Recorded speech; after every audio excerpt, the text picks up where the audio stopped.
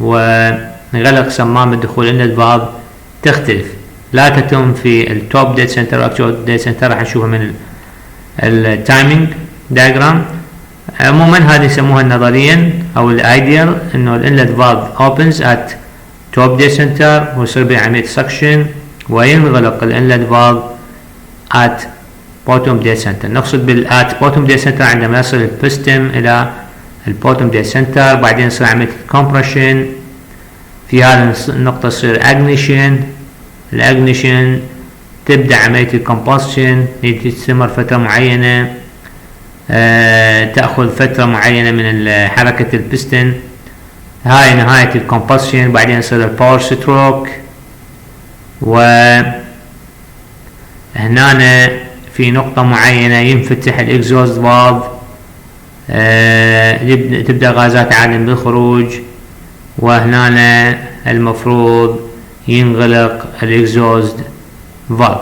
هذه راح تكون صورة أوضح عندما نشاهد التايمينج of the inlet and exhaust valve of the diesel engine. هذه السايكل شبيهة شكلها شبيه بالاوتو سايكل: compression, combustion, expansion أو power stroke و exhaust.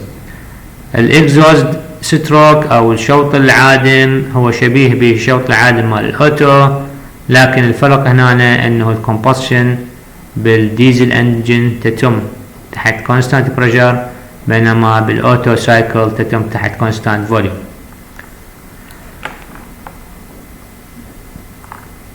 هنا ننتقل مباشرة لل actual valve timing diagram of the 4-stroke engine. ليش ننتقل مباشرة؟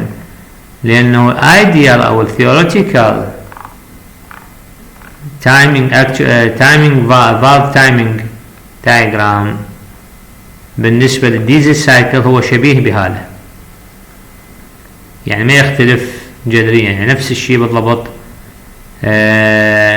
فماكو داعي للتكرار. ننتقل مباشرة للأكتوال سايكل، actual valve timing diagram of the 4-stroke diesel engine.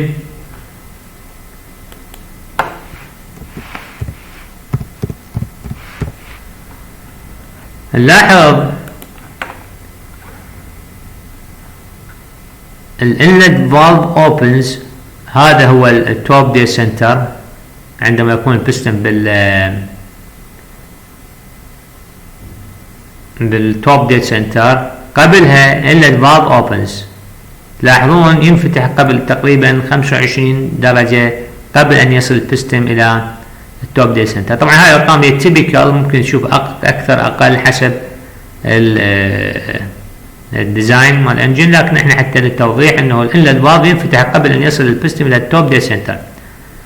يستمر سكشن، يبدا السكشن ستروك، يستمر تقريبا الى 30 درجة انلت فالف كلوسز، ينغلق بعد البوتوم ديد سنتر. فاذا 25 زائد 180 يصير 235، يصير 235. اذا السكشن ستروك يستمر 235 درجة من حركة دوران الكرانك شافت. وراها يبدأ الكومبريشن. تلاحظون هنا ما يسمى الفيول فالف اوبنز FVO. هنا عملية حقن الوقود داخل غرفة الاحتراق في الديزل انجن تأخذ فترة زمنية، يعني هنا 5 درجات 25 تقريبا 30 درجة من حركة البستن. فالكومبريشن ستروك يبدأ بعد 30 درجة من حركة البستن من التوب من البوتوم ديد سنتر، يصير كومبريشن، يستمر الكومبريشن، يفتح صمام الوقود او الانجكتر او ما يسمى بالنوزل، يبدأ بحقن الوقود بدرجة قبل التوب ديد سنتر ب5 درجات، ويستمر الى 25 درجة بعد التوب ديد سنتر، يعني تقريبا 25 درجة. يعني عملية حقن الوقود تستمر 30 درجة من حركة البستن.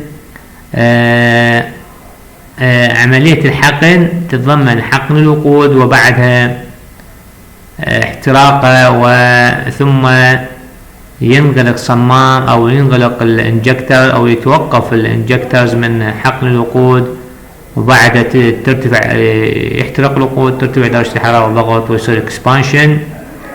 هنا EVO exhaust valve opens، ينفتح صمام العادم اللي قبل 45 درجة من البوتوم ديد سنتر، ويستمر انه يكون مفتوح الى 15 درجة بعد التوب ديد سنتر، يعني تقريبا 45 280 180 225 تقريبا 240. فهذا الاكتوال تايمينج. تلاحظ هناك اكو تداخل بين فتح وغلق صمام العادم وصمام يعني هنا الاكزوست فالف اوبن يستمر انه هذا الخط يستمر مفتوح اللي هو الاكزوست ستروك. الدورة الثانية اللاحقة اللي تجي ورا هاي الدورة الانلت فالف اوبنز، يعني تقريبا اكو تداخل هالمنطقة هذه انه كلا الصمامين يكونان مفتوحان.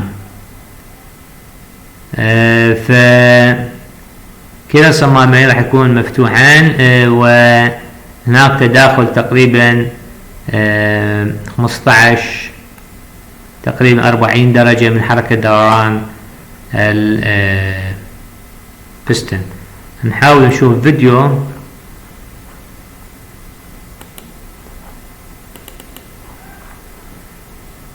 على عملية الاحتراق في الديزل انجن.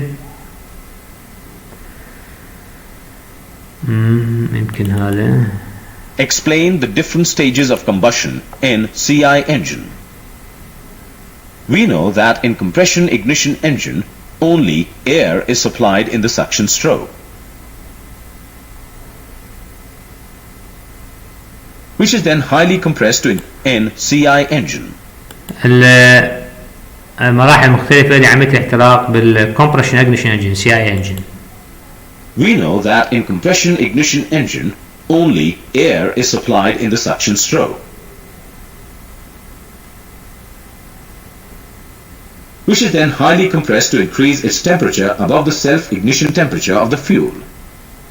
تكون إنجليزية واضحة. Now fuel is injected directly into the cylinder, which then combusts to deliver the power stroke.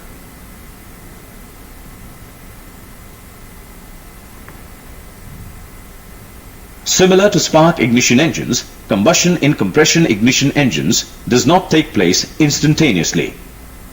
This can be observed from real pressure versus crank angle graph. In the graph, we see that the combustion is neither instantaneous nor at constant pressure. Instead, it takes place over around 30 degrees of crankshaft revolution. Now let's try to understand what happens in these 30 degrees of revolution. At point A, around 19 degrees before TDC, the fuel injection is started. At this point, no combustion takes place. At point B, around 10 degrees before TDC, the combustion initiates and rise in pressure is detected.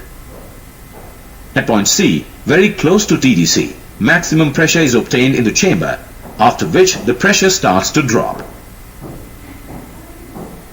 At point D, around 10 degrees after TDC, the fuel injection is stopped.